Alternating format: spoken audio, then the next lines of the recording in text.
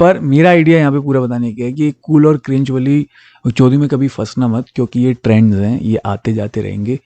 The only one thing you can do is that will keep you cool forever is just be yourself without any efforts. If you are trying to put in efforts to follow someone, to be like someone, तो वहाँ पर आप अपनी already आपने essence में ही अपनी coolness loose कर दी. Coolness के वैसे बारे में बात करना ही ऑलमोस्ट क्रिंजी है, तो I guess I am being cringy right now, but since मैंने वो एक्सेप्ट कर लिया है.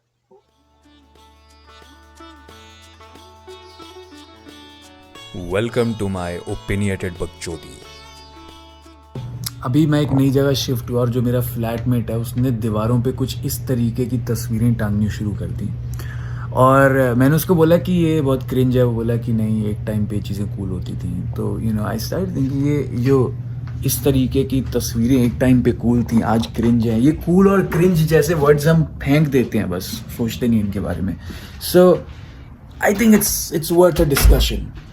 So you know what? Let me set this camera up. Okay. So hello there. बहुत आवाज़ चेंज हो जाती है माइक के साथ. बट एनीवे, जो कूल है और क्रिंज है, इसके बीच का डिफरेंस समझने के लिए पहले तो ये समझ लो, कूल और क्रिंज के बीच का जो बाउंड्री है वो बहुत स्ट्रिक्ट बाउंड्री नहीं है, बहुत फ्लूइड है. कई बार जो कूल चीज़ है वो क्रिंज हो सकती है, जो क्रिंज चीज़ है वो कूल हो सकती है, और ये कई बार ऑक्सीलेशन में भी काम करते हैं. जो पुराने ट्रेंड थे कई बार वापस आते हैं, जो पुराना फैशन था कई बार वापस आता है. उसी तरीके से इसका भी ऐसा ही एस्पेक्ट है. कूल के कुछ बहुत पर्टिकुलर कैरेक्टरिस्टिक्स होते हैं, उनमें से दो जो स्टैंड आउट करते हैं वो ये होता है कि एक तो कूल वो होता है जो ट्रेंड सेट करता है. जो भी कूल लोग होंगे तुम्हारे कल्चर में वो हमेशा सेट करेंगे कि किस तरीके के कपड़े पहनने हैं, किस तरीके की लैंग्वेज यूज़ करनी है, किस तरीके का म्यूजिक सुनना है, किस तरीके का मीडिया कंज्यूम करना है. ये सारी चीज़ें सेट करते हैं, ट्रेंड सेटर हैं. कूल होने का एक और एस्पेक्ट जो बहुत इंपॉर्टेंट है वो है कि कूल हमेशा एफर्टलेस होता है, वो ट्राई नहीं करता है.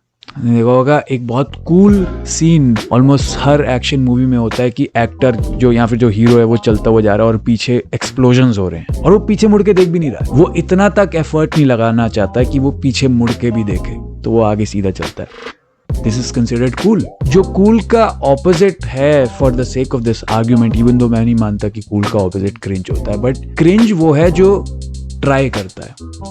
क्रिंज के कूल होने के एफर्ट में ही वो कूलनेस लूज कर देता है, क्योंकि अगर कूलनेस की एसेंस में है एफर्ट ना लगाना, तो आप कूल होने के लिए ट्राई भी नहीं कर सकते. अगर आप कूल होने के लिए ट्राई कर रहे हो तो आप ऑलरेडी क्रिंज के पास जा रहे हो. लेकिन एक और बात that stands out is that cool और क्रिंज आगे पीछे साइकिल में कई बार चलते रहते हैं, ट्रेंड्स की तरह. कई बार कहते हैं ना कि ट्रेंड्स और फैशन रिपीट करते हैं हर 20, 30, 40, 50 साल बाद. जैसे दाढ़ी मूंछों का जो ट्रेंड है एक टाइम पर था बहुत ज़्यादा, फिर बीच में ख़त्म हो गया, क्लीन शेव्ड रहने लग गए, और ट्रिमर्स और ये जो जिलेट और ये सब है इनका बहुत ज़्यादा बिजनेस चल गया. लेकिन अब वापस आया दाढ़ी मूंछों का रिवाज. अब बियर्ड को कोम करने के लिए ब्रशेस वगैरह का बिजनेस चल रहा है, बियर्ड ऑयल, बियर्ड कंडीशनिंग, ये वो 100 चीज़ें, बियर्ड शैम्पूज, व्हाट नॉट. ये चलता रहेगा, ये आगे पीछे चलता रहेगा. इसलिए जो आप ब्लैक एंड व्हाइट फोटोज देखो जो पुरानी वाली, उसमें आपको बहुत सारे लोग देखेंगे ऐसे दाढ़ी मूंछों वाले, क्योंकि वो पुराना ट्रेंड था, अब वापस आ रहा है फिर से. अब होता क्या, अगर आपके अंदर डेस्परेशन है कूल बनने की,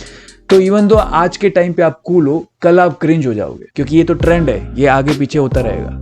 कूल क्रिंज इस तरीके से चलता रहेगा. सो आप ट्रेंड्स को देख के अगर जिंदगी जियोगे तो आप इसी धर्म संकट में फंसे रहोगे कि कौन सा ट्रेंड चल रहा है. ट्रेंड्स चेंज होते रहते हैं. लेकिन जो दूसरा एस्पेक्ट है कूल होने का, जो कि है एफर्टलेस होना, आप उसके साथ हमेशा जुड़ सकते हो. बिकॉज एफर्टलेस होने का मतलब ही है कि you can be yourself. इसलिए बोला जाता है कि being yourself is being the coolest, blah blah blah. उस बात के पीछे सच्चाई है, और उस बात के पीछे सच्चाई ये है कि when you are being yourself you don't have to put in any efforts. जब आप कुछ और होने का ट्राई करते हो तभी तो आप एफर्ट डालोगे ना. जब आप जो हो वैसे रहोगे तो उसमें एफर्ट डालने की जरूरत नहीं है.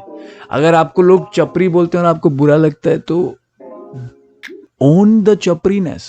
आप बोलो कि आई एम नॉट अ चपरी, आई एम द चपरी, राइट. द आइडिया इज कि that will be considered cool, because उसमें you are not going through any exertion, you are not putting in any efforts, you just being who you are. अब जहां तक आती बॉलीवुड की बात, तो बॉलीवुड नो डाउट कूल नहीं है. एक टाइम पे वो कूल था. मैं 90s किड हूँ, ग्रोइंग अप, आई नो बहुत कूल होता था. टिडिंग ये सब चीज़ें बहुत कूल होती थी. आज के टाइम पे बहुत स्टूपिड लगती हैं, बहुत वियर्ड लगती हैं, बट कोई बड़ी बात नहीं है, कल को जाके फिर से हो जाए. तो मैं इस पे ये कमेंट नहीं कर सकता कि बस बॉलीवुड तो हमेशा क्रिंज रहेगा। पर ये तो है कि बॉलीवुड क्रिंज है। और आप जैसे ये चपरी वीडियोस देखो, जिनको इंडिया में मेरे ख्याल से क्रिंज और चपरी साथ में यूज़ होता है, तो आप जितनी चपरी वीडियोस देखोगे वो क्या है, वो बेसिकली 30 सेकंड की बॉलीवुड मूवीज़ हैं।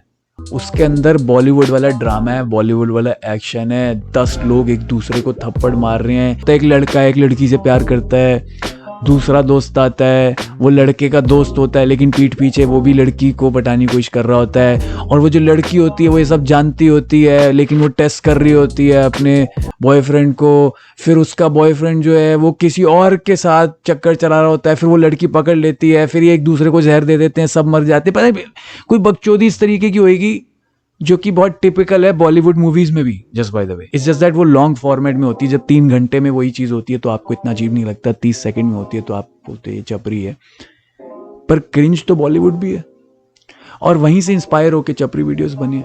और उसके पीछे कारण भी ये है कि जो बॉलीवुड है बहुत टाइम तक लो ब्राउ मार्केटिंग स्ट्रैटेजी यूज करते आए हैं। मतलब उनको बेचना है, बेसिकली उनको भीड़ को बेचना है।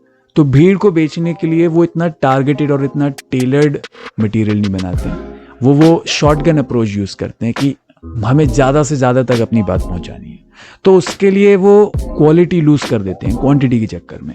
और ये बहुत कॉमन चीज़ है। लेकिन अब बहुत सारे एलिमेंट्स आ रहे हैं ऐसे बॉलीवुड में जो थोड़ा बॉलीवुड को कूल बनाने की कोशिश कर रहे हैं। जैसे जो पुरानी चीज़ें क्रिंजी मानी जाती थी, जैसे एक टाइम पर यूपी बिहार के एक्सेंट को कूल नहीं माना जाता था, लेकिन फिर कुछ ऐसे डायरेक्टर्स आए जिन्होंने ऐसी मूवीज़ बनाई जैसे गैंग्स ऑफ वसेपुर हो गया, फिर वहाँ से इंस्पायर होके मिर्ज़ापुर मुझे लगता है गेम ऑफ थ्रोन्स से इंस्पायर्ड है। पर एनीवे जो भी है, अब ये जो नई चीज़ें आ रही हैं हिंदी फिल्म इंडस्ट्री में, बॉलीवुड अगर मैं ना भी बोलूँ, तो ये एक वापस स्कूल की पहचान लेकर आ रही हैं इस इंडस्ट्री में, जो कि आई कैन अप्रिशिएट। क्योंकि मुझे ऐसा लगता है कि बॉलीवुड के हाथ में बहुत बड़ी जिम्मेदारी है। इंडिया में 3 ही चीज़ें हैं, बॉलीवुड है, पॉलिटिक्स है और क्रिकेट है, जिसको लेकर हर एक इंडियन का कोई ना कोई राय होती है। बॉलीवुड के पास ये जिम्मेदारी है कि वो सेट करता है बहुत सारी सोसाइटल वैल्यूज़ हमारी। आप ये देखो कि अगर बॉलीवुड 50 साल तक फैमिली ओरिएंटेड मूवीज़ निकालता रहेगा तो आने वाले 100 साल तक जो फैमिली वैल्यूज़ हैं वो अफेक्ट होंगी। आप ये रिसर्च बेस्ड एविडेंस इसका मिल सकता है। अगर I have not done my research yet but I am just saying, अगर बॉलीवुड 10-20 साल तक बहुत ज़्यादा टारगेट करके एक तरीके की मूवीज़ बनाएगा तो हाँ, वो उसके जो इफेक्ट्स होते हैं सोसाइटी में सीप इन करते हैं अलग अलग तरीक़ों से। इसी वजह से बहुत सारी चीज़ों के लिए ब्लेम किया जाता है बॉलीवुड को कि किस तरीके से लोग औरतों को देखते हैं, किस तरीके से ऑब्जेक्टिफाई किया जाता है लड़कियों को बॉलीवुड मूवीज़ में। इस सब चीज़ों की क्रिटिसिज्म अब होना शुरू हो रही है। ऐसा नहीं है कि बॉलीवुड इस पर रिस्पॉन्स नहीं कर रहा है, नो डाउट कर रहा है, पर मैं बस ये कह रहा हूँ for a long while Bollywood ने लो ब्राउ स्ट्रैटेजीज यूज़ करी हैं और अब हल्के हल्के उसमें एलिमेंट्स आ रहे हैं कुछ जो कूल हैं। पर मेरा आइडिया यहाँ पे पूरा बताने का है कि कूल और क्रिंज वाली चौधरी में कभी फंसना मत, क्योंकि ये ट्रेंड्स हैं, ये आते जाते रहेंगे। The only one thing you can do is that will keep you cool forever is just be yourself without any efforts. If you are trying to put in efforts to follow someone, to be like someone, तो वहाँ पर आप अपनी already आपने essence में ही अपनी coolness loose कर दी।